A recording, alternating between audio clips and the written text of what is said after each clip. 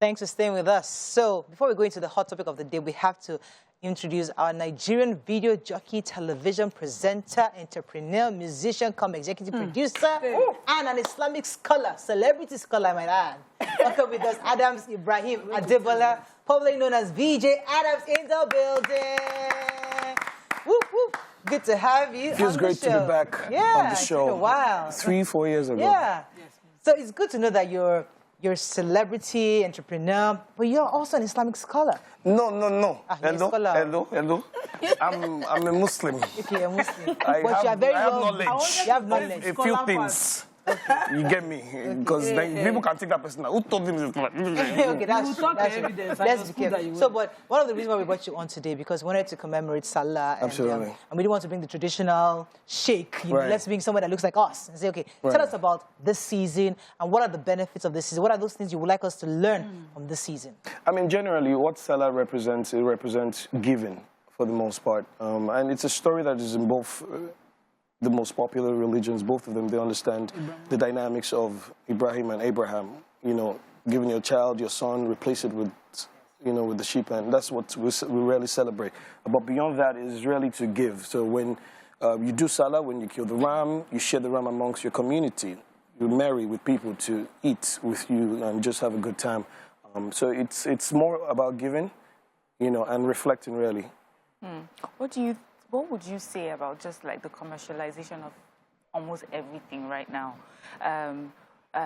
Even as Salah was approaching, all I heard was, ram is too expensive. I just didn't hear so much about this message that you're talking about, but really about the cost of ram. If you cannot buy ram, does that make it less a sacrifice, you know, a religious celebration for you? Oh, absolutely not. Matter of fact, the buy ram conversation is stated clearly from time immemorial with the religion, if you can afford it.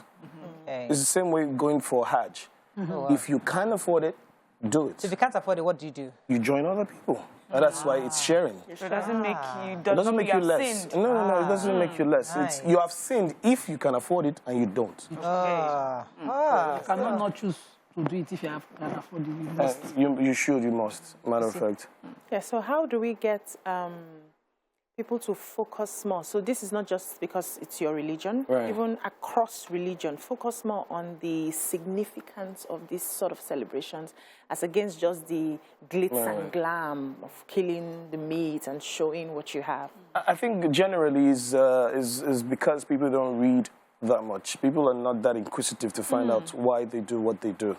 You know, even within Muslims, so Muslims don't even understand why they do Salah. It's just a celebration.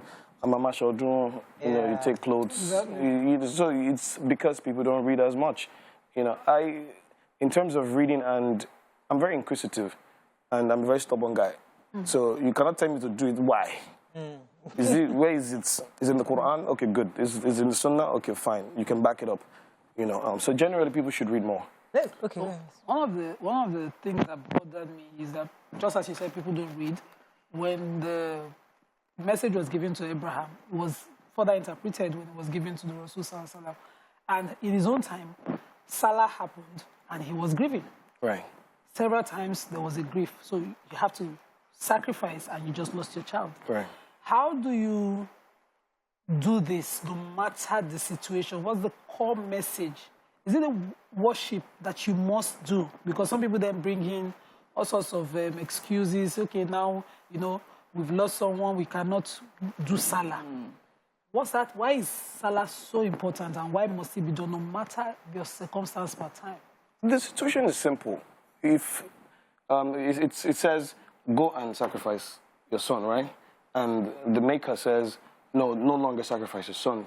Replace that with a ram. That is worthy of celebrating in every sense of the word, because other than that, I believe right now the stories would be different in terms of what people will practice and how they would possibly sacrifice their first sons every time. So why wouldn't you want to celebrate that? Now, there's something that I'd like you to dispel, because many of us know we're informed, but there are lots of people out there that are watching TV today, and they have the wrong perception or understanding of what the ram slaughterers say before they slaughter. you know, they say something, but many people interpret that like that incantation they are doing before they clean that ram. I like you because when somebody, if a sheikh says it, they think, oh yeah, but if you say it, it's different. So what exactly does the ram slaughterer say? And what does it mean in English? So we wouldn't understand what it is. So pretty much, the ram slaughterer is just praying. You, as Muslims, before you do anything, you use the name of God. Before I stepped in here, I prayed. Before I get back in my car, I prayed. Before I sat down, I prayed. If I'm going to drink water, I'm going to pray. Is water? Yes. Is hot? Yeah. I'm going to drop it back. You're going to pray. Yes. You're going to have to just pray, really. So it's just what the ram slaughterer says. He's praying. It's Arabic. It's in the name of God. Really, that's what it is. Nothing more. There's nothing attached to it. Pray. Because you're not taking the life of an animal only because you're a human being and you have the power to do so. Exactly. It's the Maker that gave you that, and he gave you that to celebrate. So you do that even with humility. Fantastic. Thank you for saying this. So there's a video. Right. Jimmy Disu shared that video. Because I remember when my ram was being slaughtered yesterday, I said to the boy assisting my husband, hold down that ram. That ram must not struggle. And only for me to finish cooking at night, just while I was trying to sleep, I saw Jimmy Disu's post about somebody slaughtering a ram, leaving the ram, it was running and bleeding. Oh my God. That video. There's a part of humility that must come in the slaughtering. Absolutely. And kindness that you must show that animal. I want you to expatiate on what happens to when you don't treat the animal kindly. What happens to it? Does Allah still accept it? Does it still qualify? Oh, no, it's not qualified. The humility part of the conversation, that's why I said you reflect, because regardless of the fact that you're trying to celebrate and you're excited now that you can use a ram in place of a human being, yes. You still do that with humility because that's a life that is about to be taken. And beyond even ram, when you even kill chicken that you want to eat, when you want to kill anything, any of the things you eat, you do it with humility. You know, it's not because you're superior. It's just by virtue of God's blessings to choose you to be the human and they the animal. So the humility part of the conversation is an integral part that cannot... So is that the part where it now differentiates halal from... Because you would fear some specific places that say we sell halal and we don't eat a certain type. Is it the prayer and the showing of humility and kindness to that animal that makes it special? That makes it... Okay, so halal, there are guidelines regarding the type of rams to be slaughtered. You cannot slaughter a sick ram. You know, those are part of what makes it halal. The conversation, I mean, those emphasize on the word halal. But what makes it special is the entire process. When you follow the guidelines of the type of ram to be slaughtered, and you do it with humility, make sure you feed the ram well. You try as much as possible to have the ram live a normal life, you know, up until that moment. Okay, let's go on a quick break. When we come back, we continue this conversation. Stay with us, we'll be right back.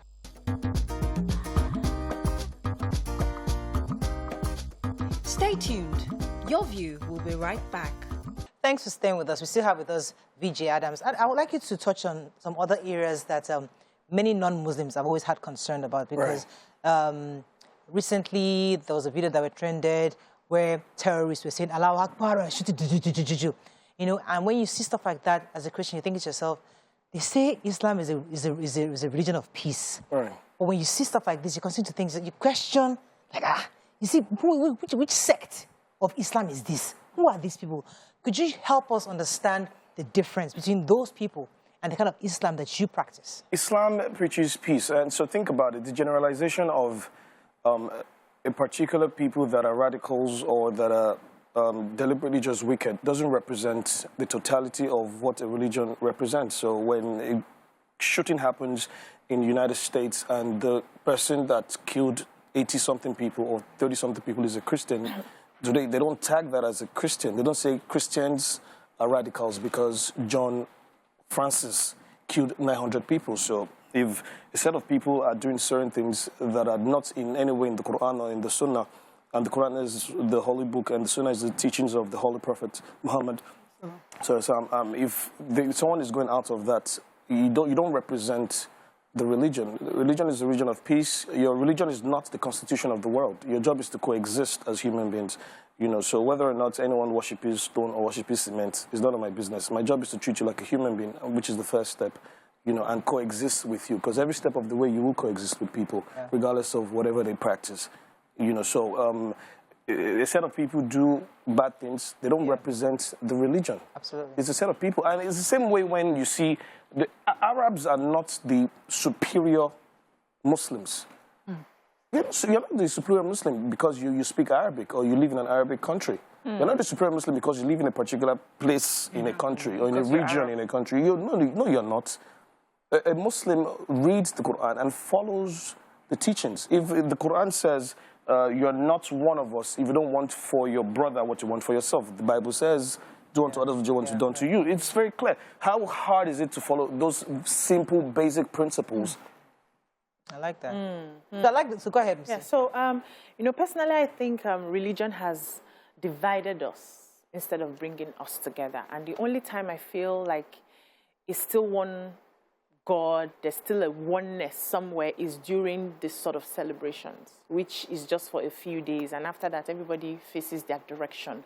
What would be the message that you preach to not just your Muslim brothers, but also your Christian brothers and your traditionalists on how we can begin to see ourselves as one in as much as we have different religions? Well, I said earlier, your religion is not the constitution of the world. It's the first thing you need to understand, basic principle as a human being. And I think religion is as influential as language as well.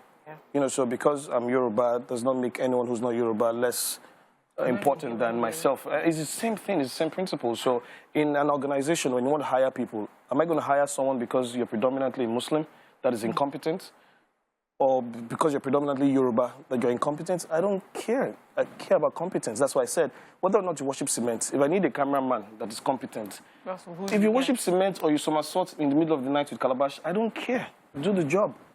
Is what matters to me. So coexisting, like I said, is the basic phenomenon of human existence. And your religion is not the constitution of the world. So, but there's a part of your religion enhancing, which is why we're striving to be better. Enhancing your good qualities, making you a better person. There's a reward for good. There's a reward for empathy. There's a reward for kindness, which is what the religion promotes. Then you then see some people say, when they're trying to get religious, become so wicked. They are so hard. They are unapproachable. They cannot relax. They cannot share a little joke. They say, no, a level of strong. Cannot play, So we play inside our house and pretend outside that we're strong. That kind of thing. What do you have to say about that, strong? I mean, people who have strong opinions, some people can start to act like Assistant Muhammad, Assistant Jesus. I don't really care for that. What I care about is what is first in the holy books, whether or not it's the Bible or the Quran. What did Jesus say? What did Muhammad say? In his ways. So when you follow the exact thing he says, is what I care about, in your practice. I care about your practice. Don't tell me about your religion. Show me. Don't tell me how kind you are. Exactly. Show me. Show me by the people that cannot pay you back, the people that cannot directly do anything for you. How do you treat them? So how many wives are you having? This one will be married. Let him start first now. How many wives are you having? You don't marry one. We're going, One. One. Yeah, That's all. That's it. You're not yet married. No, He's no. not married. You're married. Are you having? You said me that, are you having? Oh, I could saw you married. No, I'm not. Oh, you're single? Yes, I am. Ah, okay. Since 3 years ago, he was on the show. Why are you still single, Mr. Vjadams? Send in your You know, as men have financial You may clock. not be being so Ah, No, you don't have the financial clock. You don't need to. For me 10 million. Yeah.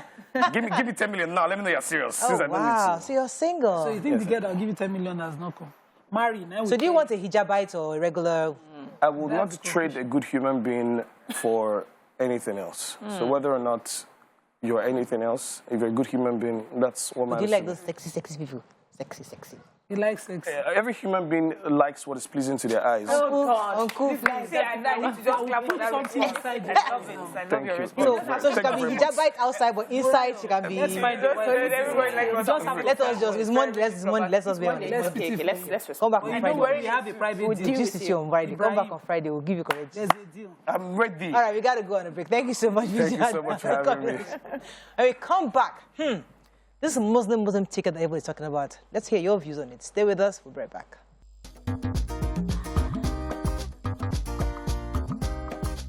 Stay tuned. Your View will be right back.